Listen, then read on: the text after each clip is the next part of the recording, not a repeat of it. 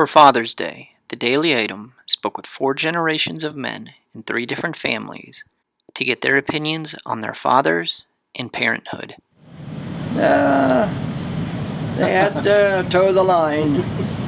As far as that goes, they didn't listen, they were called by the first name, and then if they didn't listen, then they got the full name called.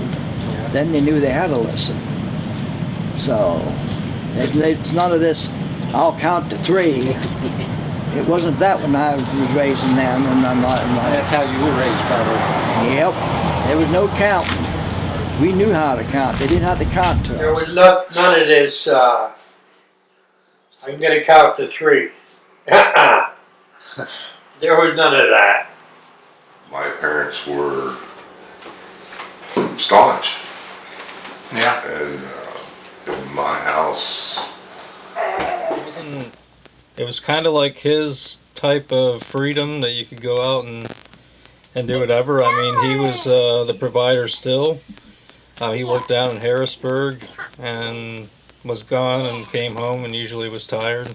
Yeah. My mom, she was more of the strict type that kept us in line. She was the enforcer. The enforcer, and he was the good cop. As long as we were in by dark, everything was good. But actually, the harshest treatment I could give my children was to just say I'm disappointed.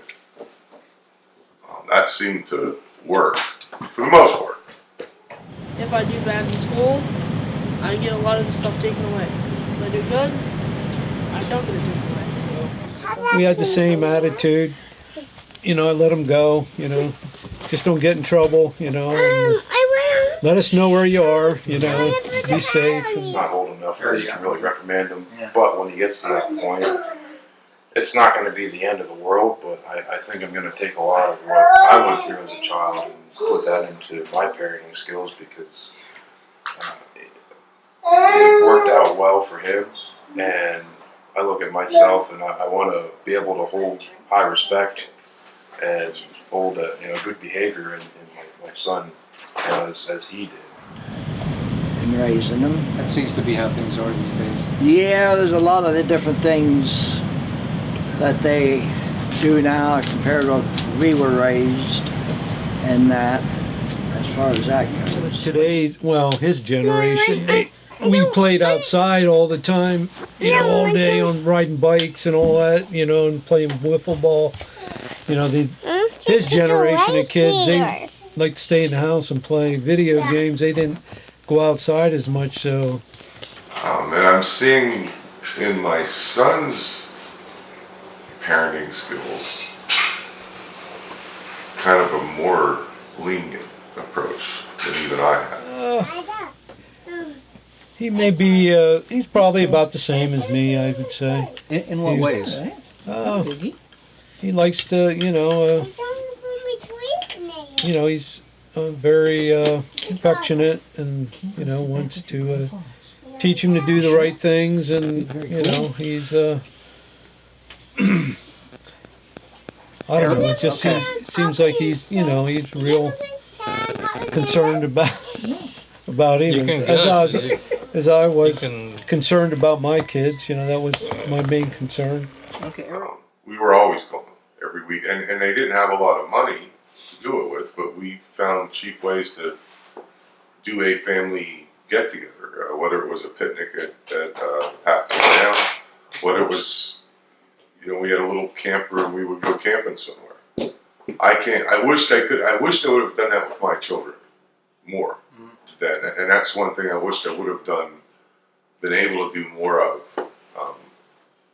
Again, I was on the road 7 days out of 7.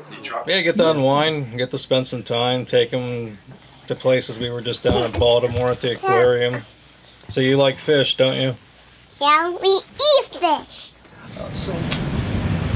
He teaches me, like, he practices pitching with me and stuff, but the main thing he does with me is, when we have free time, of course, play video games, and I love it, but when my dad worked, well, it was hard for him to spend time with me. You know, but when he had free time, we were mostly together. You know, on weekends, we took him to soccer games, or I went with him to his friend's garage No, because well, when I was working, most of the time I work at nighttime. So when the kids went to school and that there, by the time they got out of school and that there, I was about ready to go back to work. I only ever tried to teach like 3 rules, so I'm kind of curious if Nathan would remember them. Go ahead. And I only ever really said three rules in general. One was about talking about people. If you don't have, if you can't say it in front of them, don't say it at all. Yes, that was like rule number 1. Now my dad's, and here's a rule that kind of, my dad said if you have nothing nice to say, don't say it at all. Yeah. Okay. I've heard that before, yeah. So, oh, that's my eyeball. So I really wanted to teach Nathan, and it's, I hope that he follows through with that. Well, I try to raise my kids exactly the same way, to give them teach them to stand on their own 2 feet and that there. I try to teach him the same things I was taught. What are some of those things? You know, work hard, do your job, you know, try to put forth your best effort as much as possible. He teaches me, you know, logic, common sense, hard work, and Go to work every day. You know, that's what I remember every morning, him leaving for work. To be patient. That's one thing. And to the drive and wanting to be successful. I think he really just instilled that if you're out of school, you know, you need to go to work, get a job. Yeah. And, you know, that was even when I was single, just making sure that. And one of the biggest things is, you know, growing up, you know, respect and stuff like that. That's one thing that was always input in my life, and that's one thing that pays off, because as a person and as a father, you know, personally to me, it makes you look a lot better. It makes them look better, and that's one thing that they always held high on their head was respect.